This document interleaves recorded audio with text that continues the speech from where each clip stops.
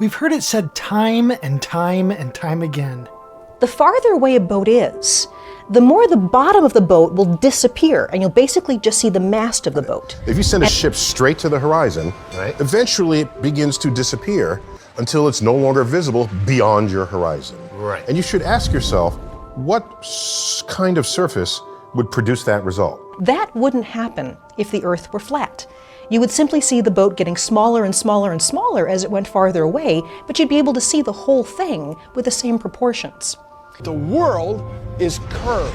I mean, it's a big curve, but it's curved. Sorry to burst your bubble, but boats appearing to sink on the horizon don't prove that the Earth is curved. There is a key feature that each of these people have forgotten to factor in or have utterly ignored, and that is the atmosphere, which has the ability to refract the light that passes through it. As we know, we live in an atmospheric gradient. The atmosphere is less dense at higher elevations than it is at lower elevations. Since the atmosphere is denser at lower elevations, that's why the horizon appears white. It is because there is more atmosphere down there to reflect that light back to you, as compared to up above, where it becomes dark blue, where there is less atmosphere to reflect that light back to you. So yes, we live in an observable atmospheric gradient. Now take Snell's law into consideration here. Let's imagine that I had a car. So let me draw car. So we're looking at the top of the car. So this is the passenger compartment. It has 4 wheels on the car. Looking at it from above. And let's say it's traveling on a road. It's traveling on a road. On a road, the tires can get good traction. The car can move pretty efficiently, and it's about to reach an interface. It's about to reach an interface where the road ends, and it will have to travel. It will have to travel on mud. It will have to travel on mud. Now, on mud, obviously, a tire's traction will not be as good. The car will not be able to travel as fast. So what's going to happen? Assuming that the steering wheel isn't telling it to turn or anything, the car would just go straight in this direction. But what happens right when which wheels are going to reach the mud first? Well, this wheel right here is going to reach the mud first. So what's going to happen? There's going to be some point in time where the car is right over here, where these wheels are still on the road, this wheel is in the mud, and that wheel is about to reach the mud. Now, in this situation, what would the car do? What would the car do? And assuming that, you know, the engine is revving and the wheels are turning at the exact same speed through at this, you know, the entire point of this, the entire time of the simulation. Well, all of a sudden, as soon as this wheel hits the medium, it's going to slow down. This is going to slow down, but these guys are still on the road, so they're still going to be faster.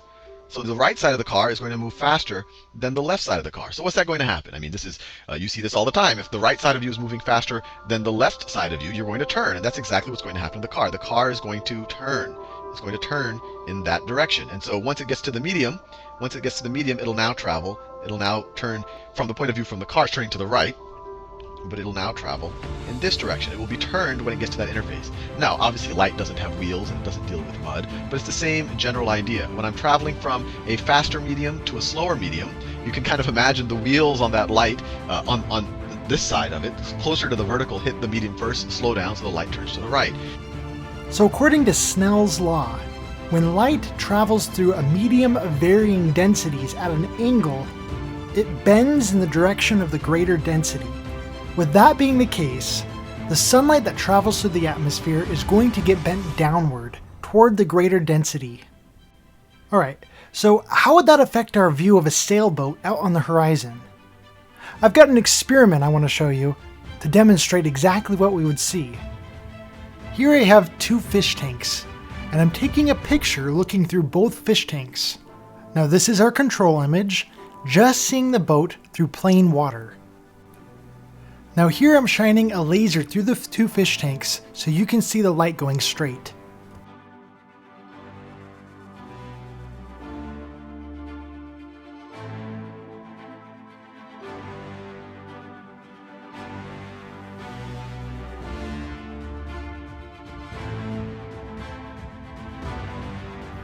Next I added a bunch of sugar to the water to create a gradient.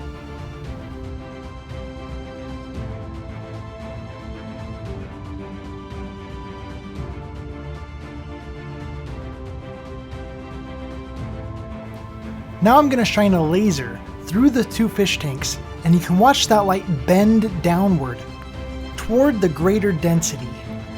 I also added some washcloths to the bottom of the tanks to help absorb the light and keep it from bouncing back up.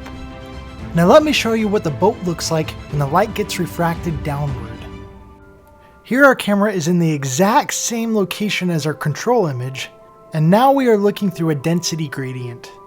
Now here's a side-by-side to compare with our control image. With this, the first thing I want to point out is how much higher the bottom of the fish tank appears in our refracted image than it does in our control image. Next, I want to point out these yellow lines, which are exactly the same length. Please notice how the top of our refracted boat appears closer to the bottom of the fish tank in our refracted image than our control image. Here's a close-up for better comparison. And as you can see, the top of our refracted boat appears much lower than the top of our control image. This creates the effect that makes the boat appear to sink out on the horizon. So boats appearing to sink on the horizon don't prove that the Earth is curved.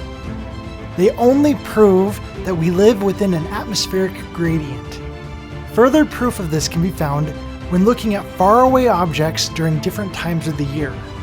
On a normal day, say in the summer, you can see Chicago, but only a dozen or so of the tallest buildings. Anything more than that, especially once you get over 10 or 12, something's happening, because that's not usually there. The views along the lake are always changing, along with the weather. And during the wintertime, you can see a lot more because the atmosphere is a lot drier than it is in the summertime. This creates less refraction in the air, not more of it. We can talk more about that in another video. Thank you all for watching.